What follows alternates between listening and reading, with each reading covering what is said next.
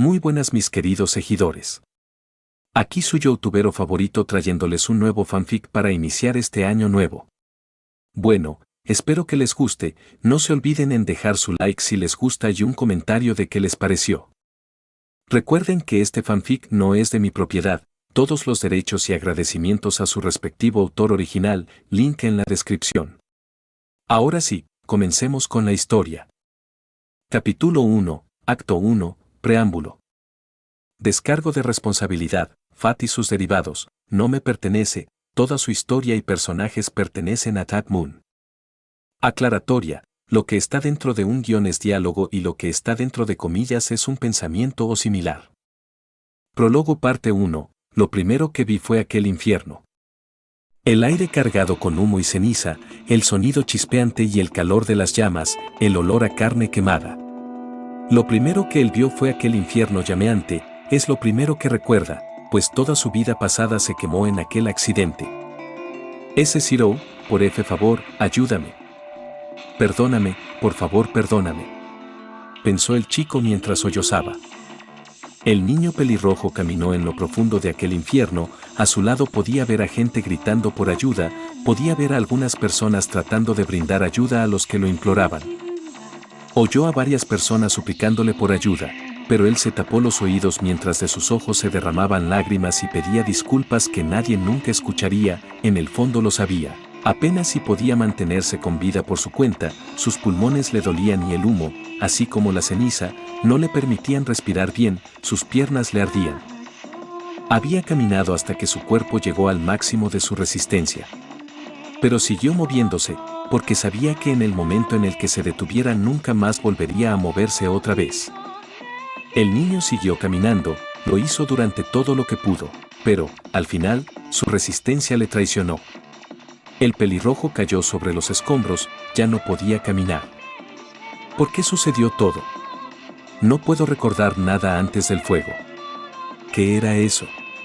Parecía lava negra, lo destruía todo a su paso. Pensó el chico tumbado en el suelo, llegados a este punto, él se rindió y, súbitamente, una pequeña estructura se derrumbó en su cercanía, producto de esto, varios escombros sepultaron una parte de su cuerpo. Al borde de la muerte, el niño alzó su mano hacia el cielo. Por favor, alguien, quien sea, por favor, destruyan este infierno. Su conciencia empezó a vacilar, cada vez más su vista se distorsionaba, hasta el punto donde casi no era capaz de distinguir nada. Su mano perdió fuerza y, al final, cayó, o al menos estuvo a punto de caer, pues en el último instante esta fue sujetada por otra. El pequeño pelirrojo hizo un último esfuerzo para poder ver y oír lo que estaba sucediendo. Ahí lo vio, un hombre vestido con un traje negro, sus ojos parecían más muertos que vivos, tenía una apariencia casi demacrada, pero a pesar de todo esto, cuando sujetó su mano, el brillo de la vida volvió a sus ojos. En su rostro demacrado, bañado en la desesperación, brilló por un momento la esperanza, él lloró al saber que había logrado encontrar a alguien. El pequeño niño cerró sus ojos sin fuerzas, pero oyó algunas cosas antes de desmayarse. Debo implantarle la vaina, es la única forma de salvarlo, cálido, un sentimiento cálido entró dentro del niño, no le pertenecía, sin embargo, este se acopló con bastante facilidad en su interior. Pero solo duró un instante, antes de que éste empezara a apagarse lentamente. No, porque no funciona. Es porque saber desapareció hace demasiado tiempo y, sin él, la vaina ha perdido demasiado poder. El sentimiento cálido desaparecía cada vez más rápido. Debo hacer algo. Si puedo acelerar su curación de alguna manera, frustración, el niño podía oír la frustración en la voz del hombre. Llegados a este punto, con mi energía mágica agotada, solo hay una cosa que puedo hacer. Resiste, te salvaré, lo prometo. Aunque solo te salve a ti, no voy a fallarte. No otra vez. De repente, algo extraño entró dentro del pequeño.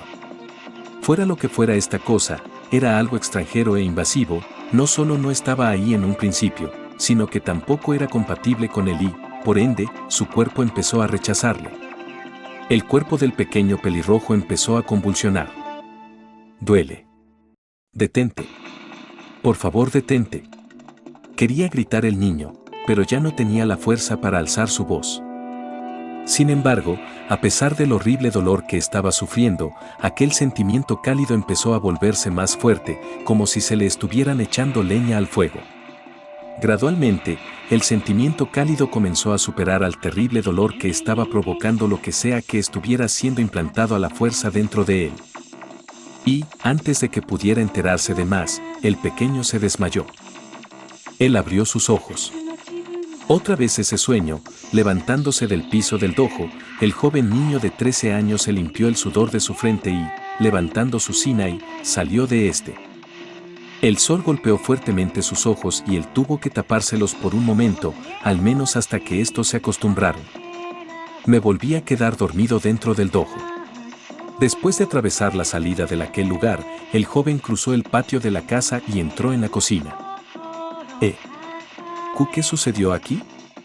La cocina parecía ser lo que quedaría en un campo de batalla después de una gran guerra, platos y tazas por todos lados, además, el olor a quemado inundó la habitación. ¡Viejo!, gritó frustrado el niño. Sabía que no debía quedarme a entrenar hasta tan tarde, pero quería entrenar un poco más. No imaginé que terminaría en este desastre. No, debo agradecer que no haya quemado toda la casa. Mientras el pelirrojo empezaba a limpiar todo el desastre, el sueño todavía rondaba en su mente. Después de desmayarse en medio de todo ese caos, él se despertó en una sala totalmente blanca, una sala de hospital. Posteriormente de que los médicos llegaran a la sala y comprobaran su estado, ellos le informaron de todo lo que había ocurrido.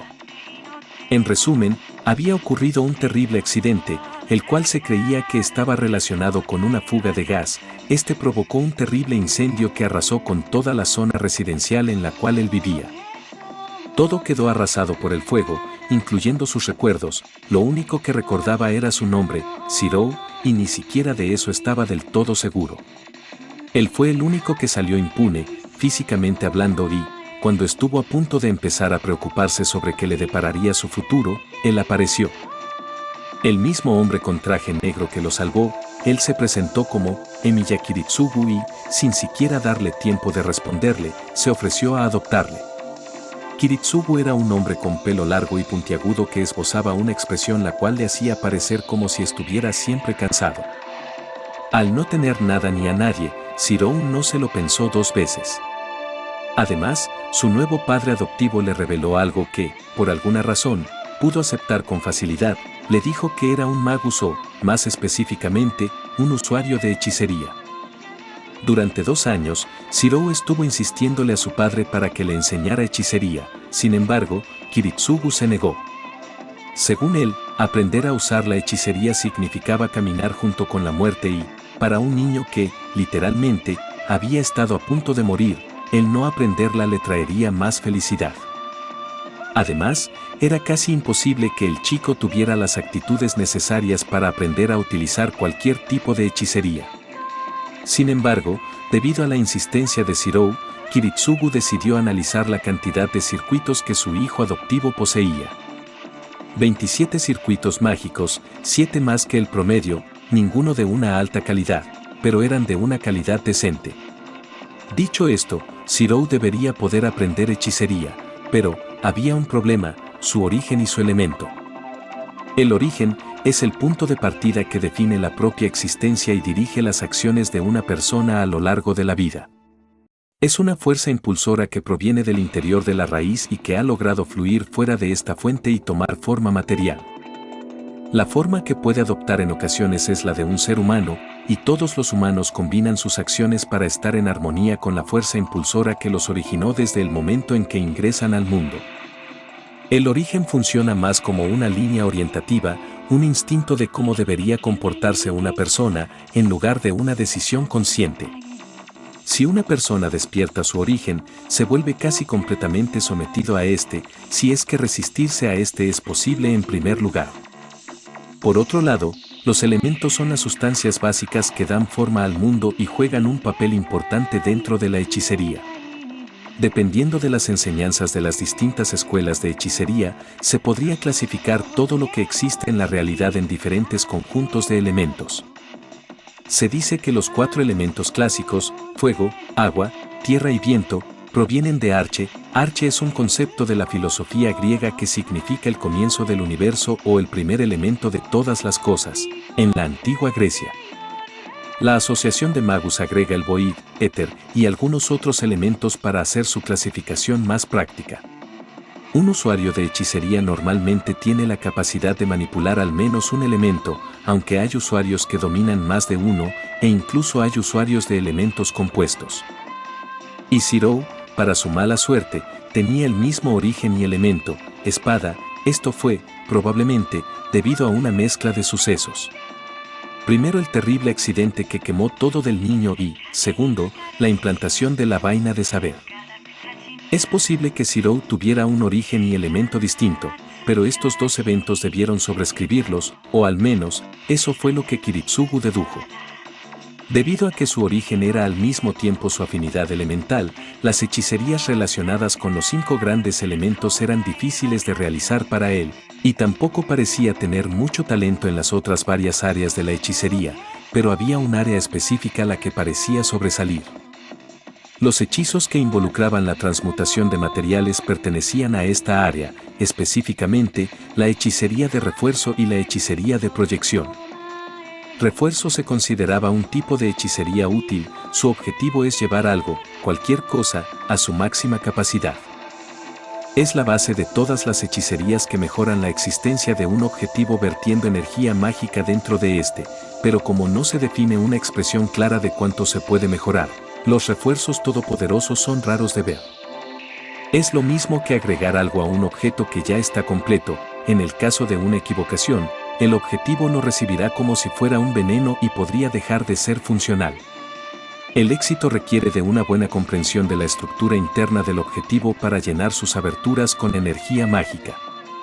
El reforzar algo producirá diferentes efectos, como aumentar el filo de un cuchillo, mayor nutrición a la comida o, en el caso de un ser vivo, aumentar la fuerza física y la durabilidad. Como los seres vivos poseen resistencia a la invasión de la energía mágica, reforzar a alguien es de lo más complicado al usar este tipo de hechicería. A pesar de ser muy útil, el refuerzo no te permite otro tipo de cosas que son consideradas como más interesantes para los demás usuarios de hechicería, por lo que es considerada como un tipo de hechicería no muy especial. En cuanto a la gradación del aire, más comúnmente conocido como proyección, es una hechicería que materializa objetos de acuerdo a la imaginación del lanzador, mediante el uso de energía mágica. Esta hechicería es considerada por la mayoría de usuarios como inútil, pues hay dos problemas al utilizarla. Todo lo que Zero materializara sería hueco y, por ende, mucho más frágil que el objeto original. Esto hace que no valga la pena el costo de energía mágica que se gasta al proyectar algo. El segundo problema es que, al proyectar algo utilizando gradación del aire, el mundo lo reconoce como algo que no pertenece al mundo natural y lo terminará borrando eventualmente.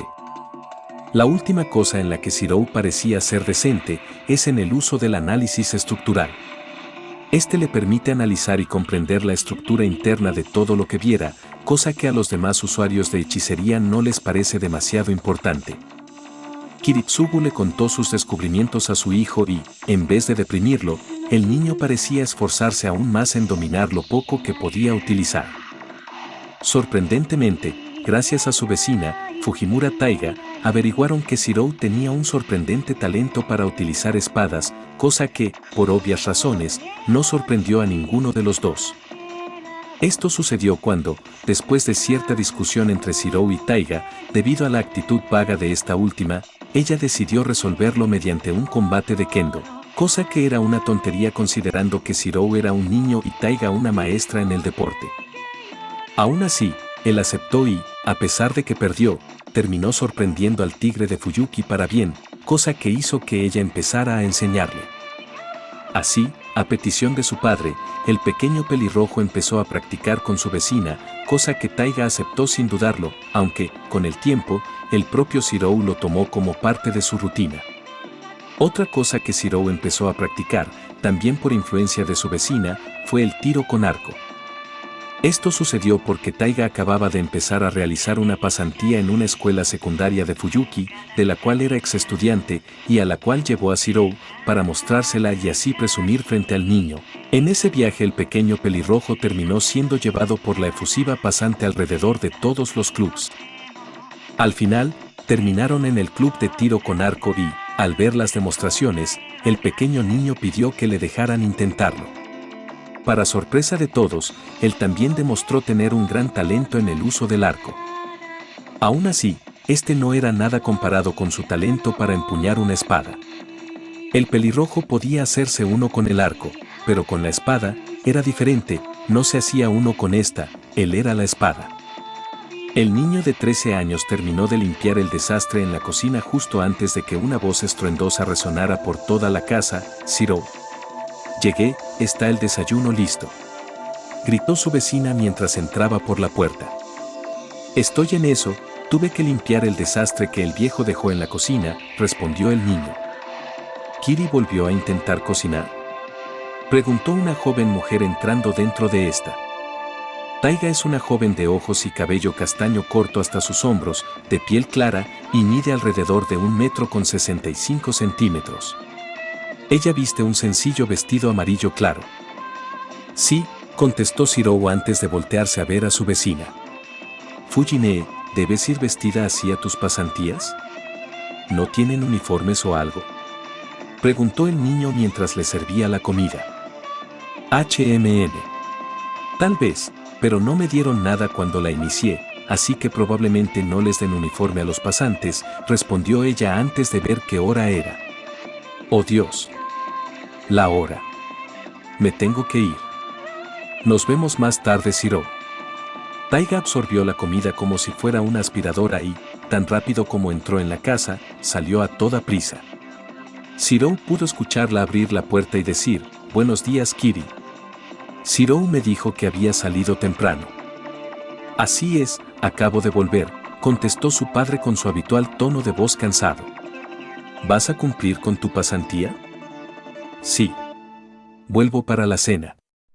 «¿Recuerda lo que hablamos ayer?», contestó Taiga antes de salir corriendo. «Siempre tan enérgica», dijo el usuario de hechicería con una ligera sonrisa.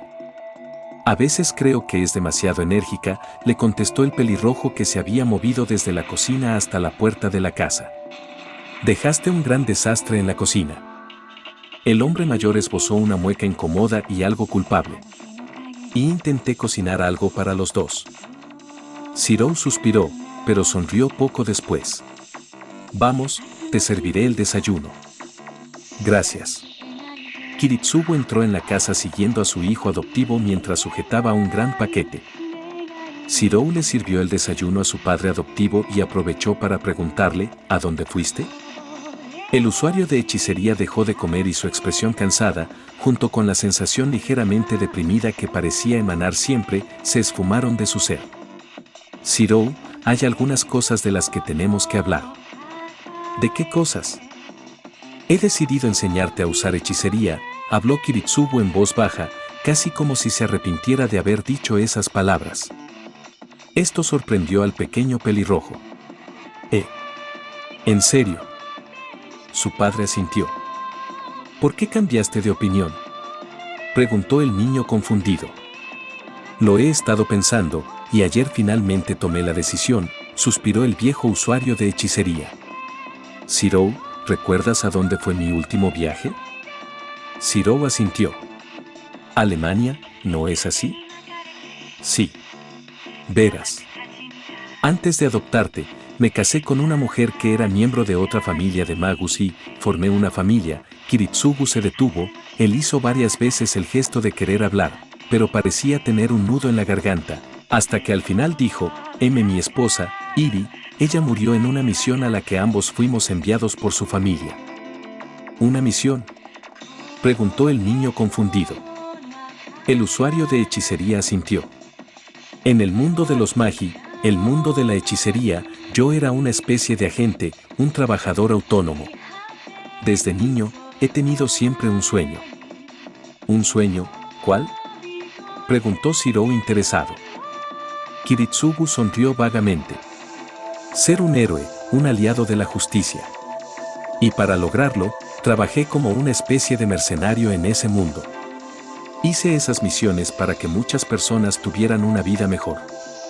Kiritsugu bajó su mirada, un terrible dolor se mostró en su rostro. Pero fracasé, y las pérdidas fueron incontables, entre ellas, mi esposa. Yo, lo siento mucho, dijo Shirou, arrepentido de haberle hecho recordar un pasado tan duro. El hombre mayor negó con la cabeza. Fue mi error y tenía que contártelo tarde o temprano. El caso es que, tuve una hija, su nombre es Illa, Illasbiel von Einsberg, ella sería algo así como tu hermana mayor. Mi hermana mayor. Después de que fracasé, los Einsberg, su familia de parte materna, se negaron a devolvérmela. Yo era un especialista en derribar barreras y en irrumpir en territorios acotados, sé que no sabrás lo que son, pero imagínatelas como las defensas que protegen el territorio de un usuario de hechicería. Sin embargo, después de esa misión fallida, quedé lisiado, en cierto sentido. Y no pudiste rescatarla, ¿verdad? Kiritsugu negó con su cabeza.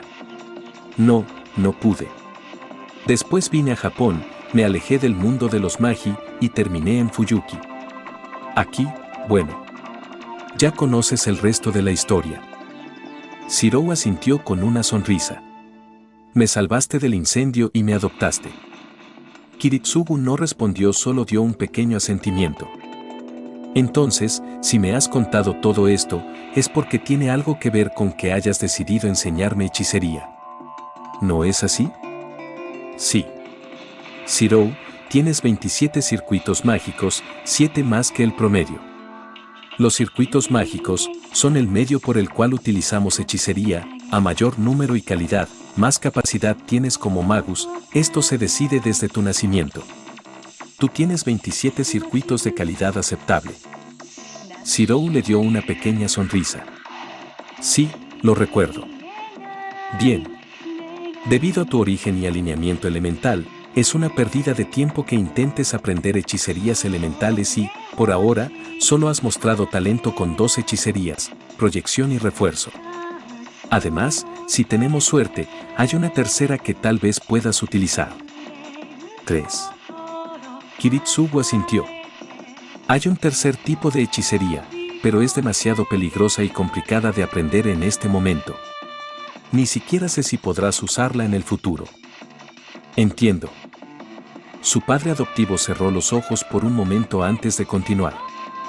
Shirou, hay algo que necesito pedirte, a cambio de enseñarte hechicería, quiero que me ayudes a rescatar a ella. ¿Rescatar a mi hermana? Claro, pero, ¿podré hacerlo? Preguntó inseguro el niño. Tendríamos que pasar por las barreras y todo eso, ¿no es así? Kiritsugu asintió. Así es, pero, con el entrenamiento adecuado, los materiales, y mi ayuda, aunque tardaremos algunos años, debería ser posible. ¿Me ayudarás, Shirou? En ese momento, por un instante, el pelirrojo recordó la mirada llena de felicidad y esperanza que su padre tenía cuando lo salvó de aquel infierno, y se preguntó, ¿seré capaz de sentir lo mismo si salvo a alguien más? Si salvo a mi hermana, a Illa, podré sentir esa misma felicidad. Shirou no lo entendía, pero sabía que tenía que vivir con todas sus fuerzas, por aquellos que no sobrevivieron. Con esto en mente, él contestó, te ayudaré. Haré lo que pueda para salvar a Illa-Neesan. Kiritsugu esbozó una ligera sonrisa.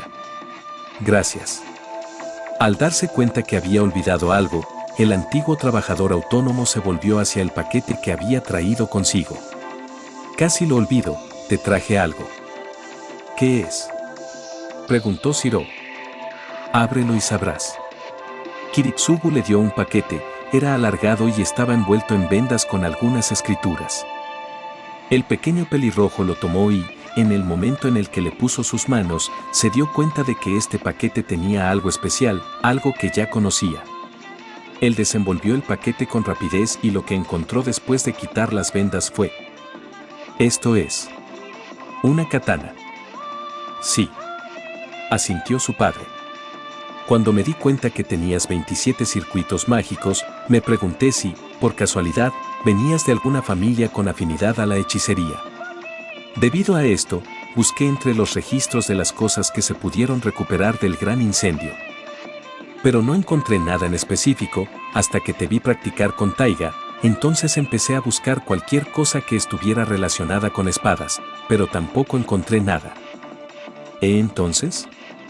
Preguntó Zirou muy emocionado, ni siquiera había desenvainado todavía la bella katana de vaina negra con la empuñadura roja escarlata y, aún así, su cuerpo, más específicamente sus circuitos mágicos, parecía estar reaccionando a esta. Decidí ir al almacén por mí mismo, ahí la descubrí. Estaba dentro de una especie de cofre negro, a primera vista no parecía nada raro, pero cuando lo abrí e intenté tomarla, las escrituras se activaron, lanzaron una especie de hipnosis, probablemente por eso permaneció oculta. Pero iba preparado y logré evadirla. Gracias a los contactos del viejo Fujimura, logré que me la entregaran. Ya veo, Zirou parecía hipnotizado por la espada. ¿Y bien? Desenfúndala, vamos. Zirou solo asintió, él sacó la hermosa hoja con patrones ondulados. Tiene un kanji grabado. ¿Qué dice? Preguntó Kiritsugu, también fascinado por la hoja. Muramasa. ¿Muramasa? ¿Será el apellido de una familia de magos? Creo haberlo escuchado antes. Kiritsugu alzó su vista e intentó concentrarse y recordar. Pom. Después de oír el golpe, el antiguo autónomo bajó rápidamente la mirada para ver a su hijo adoptivo desmayado. Él se encontraba tirado en el piso. ¿Zirou? Zirou. El niño se encontraba sudando y su respiración era irregular. Su temperatura aumentó hasta el punto en que parecía tener fiebre y, aún así, se aferraba a la katana como si su vida dependiera de ello. Zirou, resiste. Gritó Kiritsugu intentando ayudar a su hijo. Pero su voz no pudo alcanzarlo. Destellos brillantes y olvidados empezaron a surgir de aquellos recuerdos que el infierno de Fuyuki había calcinado, y en la mente del niño, solo una palabra resonaba con fuerza: Muramasa. Notas del autor. Bueno, quería escribir una historia del Nasuverse desde hace mucho tiempo, pero todavía quería leer varias cosas antes de ponerme con ello. Ahora por fin acabé con esas cosas y toca ponerse a escribir. Agradezco vuestros comentarios y espero que hayan disfrutado el capítulo.